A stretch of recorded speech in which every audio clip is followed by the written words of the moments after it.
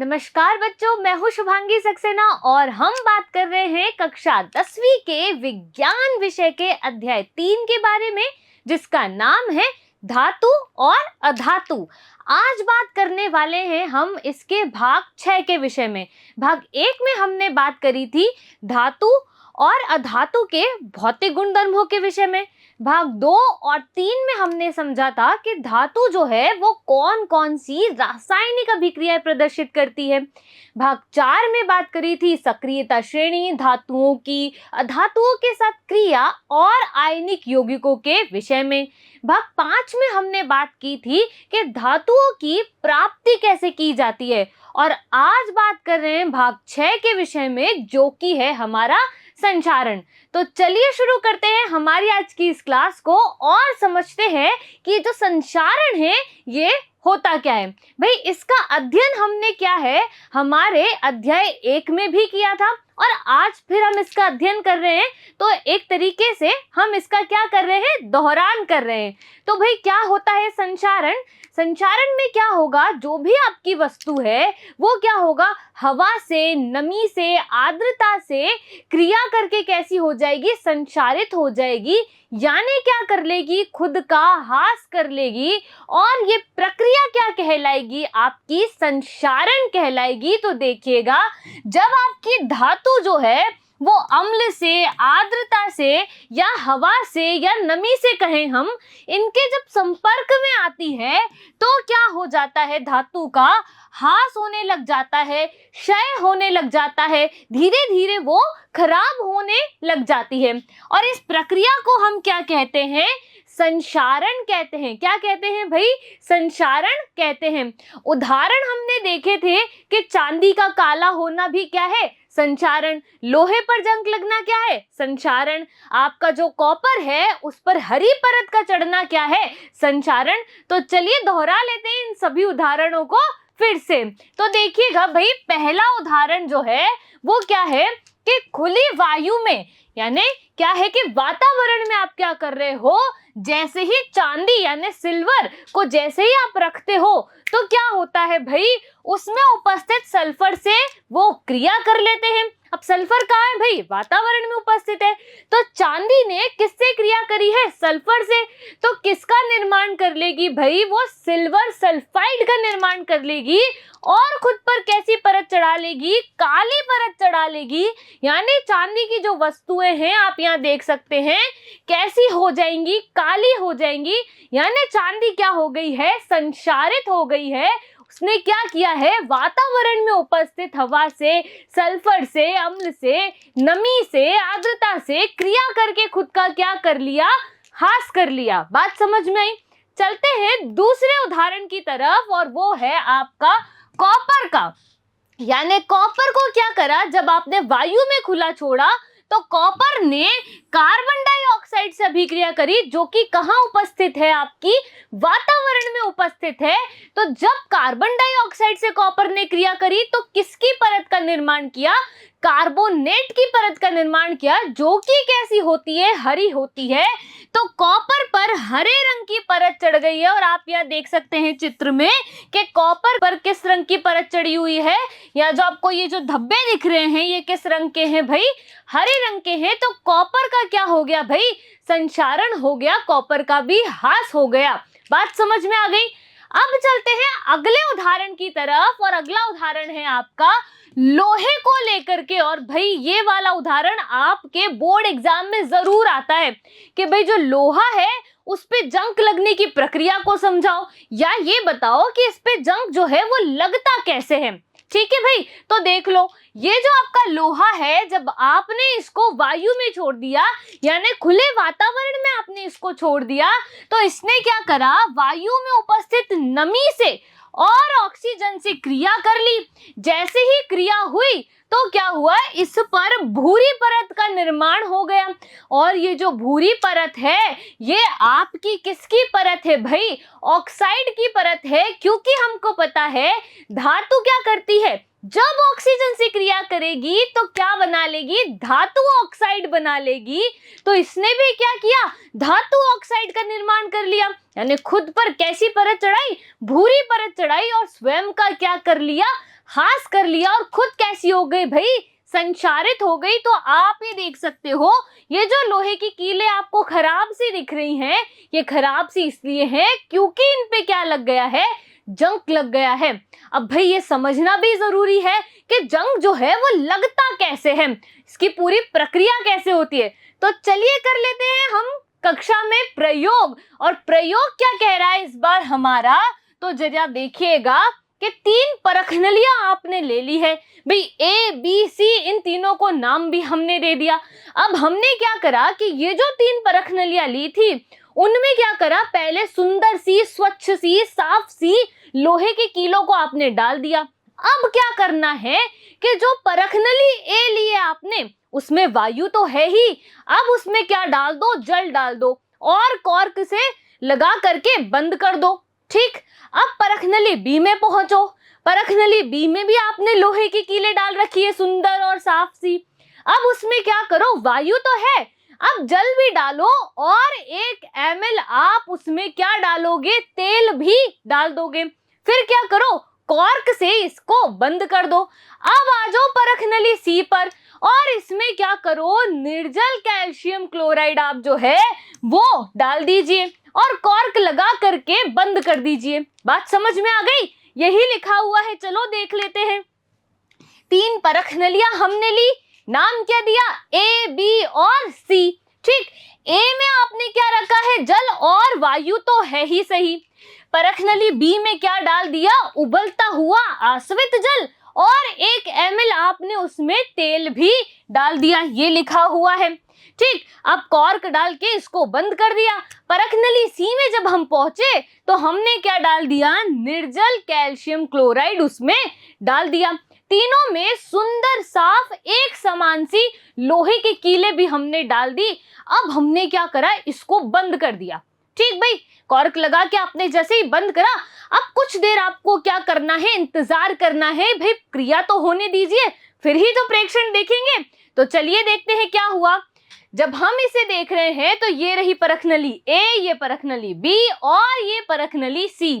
परखनली ए में आप देख सकते हैं कि वायु है, ठीक, और हमने क्या डाल दिया, जल डाला था।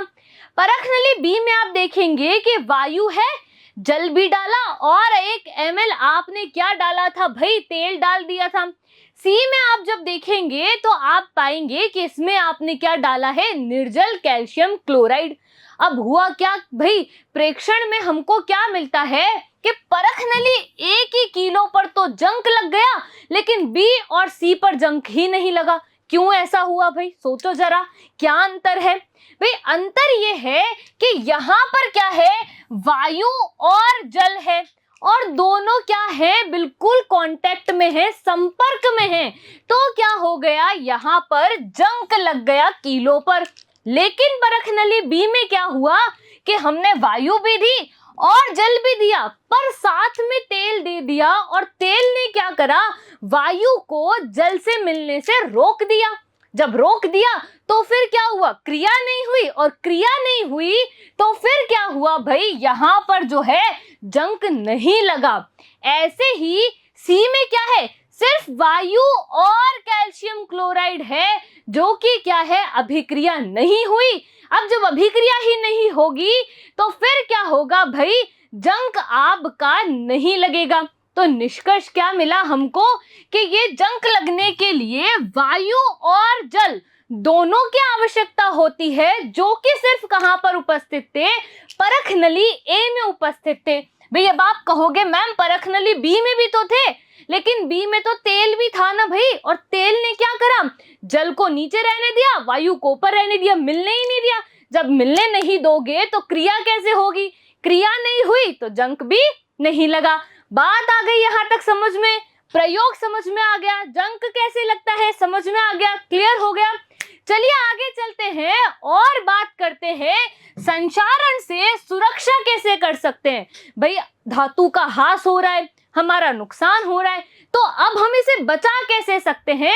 तो भाई हम क्या कर सकते हैं, पेंट कर सकते हैं, तेल लगा सकते हैं, ग्रीस लगा सकते हैं, क्रोमियम का लेपन कर सकते हैं, ठीक, एनोडीकरण कर सकते हैं। और यदि हमने क्या किया, लोहे पर जिंक की पतली परत चढ़ा दी। किसकी चढ़ाई भाई? जिंक की। किस पर चढ़ाई है? लोहे पर।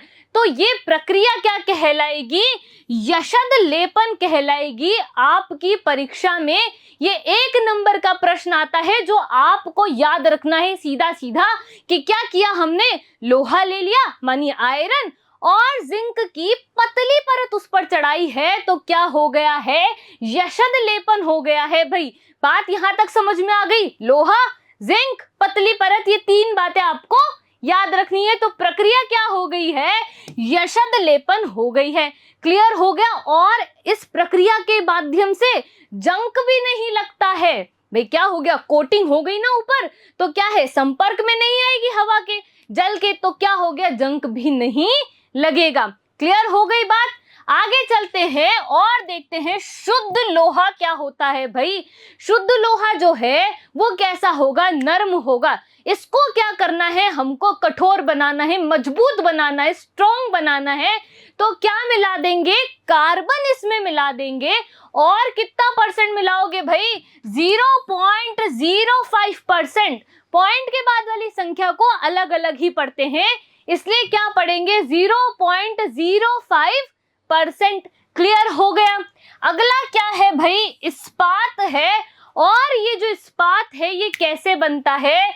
लोहा, निकल, क्रोमियम, इस पर जंक नहीं लगता भाई। इस्पात जो है, स्टेनलेस स्टील जो है, कैसे बना है? ये 3 धातुओं का मिश्रण है जिसमें लोहा, निकल, क्रोमियम। लोहा का सिंबल क्या हो गया? प्रतीक आपका Fe। निकल का क्या हो गया है भाई? Ni। क्रोमियम का क्या हो गया है? Cr।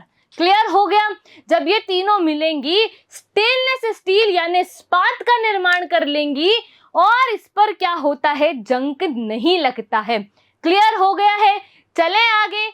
आगे देखते हैं मिश्र धातु जो है आपकी वो क्या होती है भाई। मिश्र धातु का क्या मतलब हुआ कि आप क्या करो? 2 धातुओं को मिला दो या फिर 2 से ज्यादा धातुओं को मिला दो जो कि कैसी हो भाई? सेम नेचर की हो। कैसी हो भाई? समांगी मिश्रण बनाए। क्लियर हो गया? वो क्या होंगी भाई? मिश्र धातु होंगी, जैसे कि पीतल, कांसा और आपका सोल्डर। क्लियर हो गया? अब एक बात और सुनो कि मिश्र धातु में यदि एक धातु आपकी मरकरी को क्या बोलेंगे भाई? बहुत बार हमने दोहराया है, पारा बोलेंगे। वैज्ञानिक नाम क्या है? हाइग्रेंशियम है। संकेत क्या है? Hg है। तो भाई आप क्या कर रहे हो? जब मिश्र धातु बना रहे हो उसमें क्या हो रहा है? एक धातु आपने मरकरी ली है तो वो क्या कहलाएगा?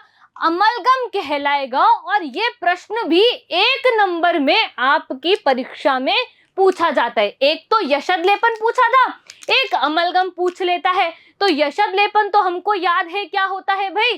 कि लोहे पर जिंक की पतली परत, यशद लेपन। और अगर मिश्र धातुओं में एक धातु आपने पारा ले ली तो क्या हो जाएगा भाई? वो अमलगम हो जाएगा। क्लियर हो गया कि नहीं हो गया? अब बात करेंगे किसके विषय में कि मिश्र धातुएं कौन कौन सी हैं। उदाहरण देख लेते हैं फटाफट से इसके। तो भाई जो पीतल है आपका वो किससे मिलके बना है?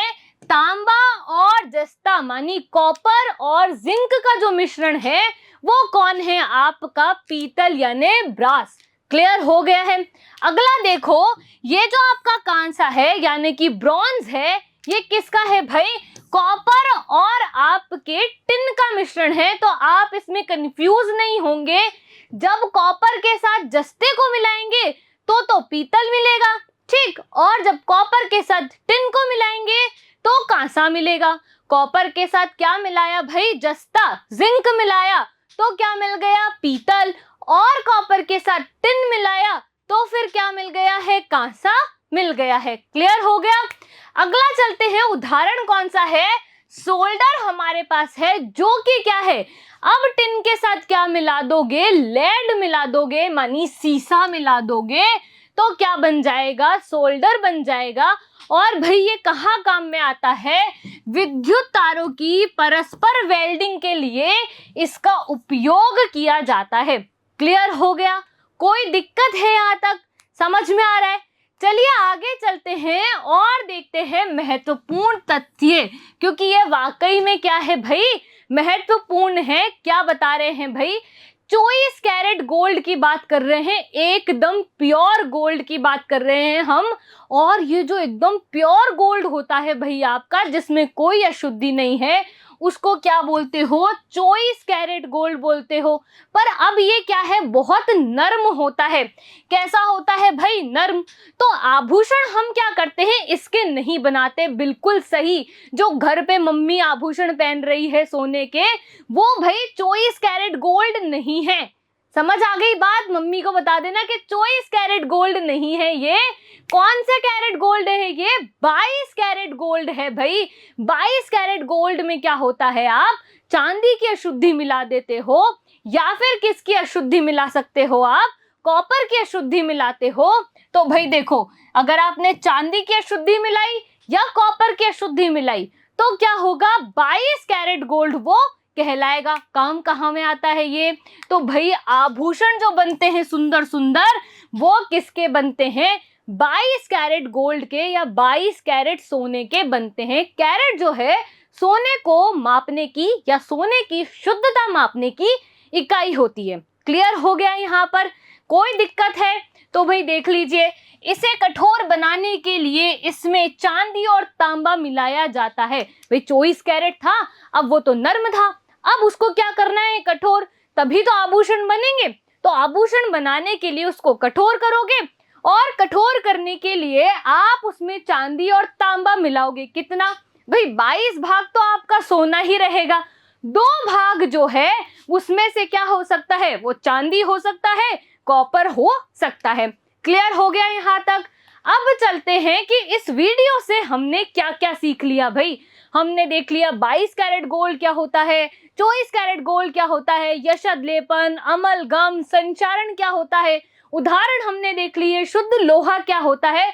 तो चलिए दोहरा लेते हैं फटाफट से इस पूरी वीडियो को एक ही बार में। भाई देखिए क्या है, सबसे पहले बात की थी संचारण के विषय में। तो संचारण क्या था भाई, जब आपकी धातु जो है वो किससे क्रिया करेगी, नमी से कर सकती है, आर्द्रता से कर सकती है, हवा से कर सकती है, अम्ल से कर सकती है। अब क्रिया कर ली, अब उसका क्या होगा भाई, ह्रास होगा, और ये प्रक्रिया क्या होगी, आपकी संचारण कहलाएगी। उदाहरण भी हमने देख लिए थे, कौन कौन से भाई, चांदी आपकी कैसी हो गई थी, काली हो गई थी, कॉपर पर कैसी परत चढ़ गई थी, हरी परत चढ़ गई थी, और लोहे पर क्या हो गई थी, भूरी परत चढ़ गई थी, जिसको क्या कहते हैं, जंग लगना हम यहाँ पर कहते हैं। क्लियर हो गया। अगला पड़ा था शुद्ध लोहा। भाई शुद्ध लोहा जो है वो कैसा होता है भाई, बहुत नरम होता है, उसको क्या करना था, कठोर करना था। तो क्या मिलाया था, कार्बन की अशुद्धि मिलाई थी, और कितनी अशुद्धि मिलाई थी आपने, 0.05% कार्बन की अशुद्धि आपने उसमें मिलाई थी।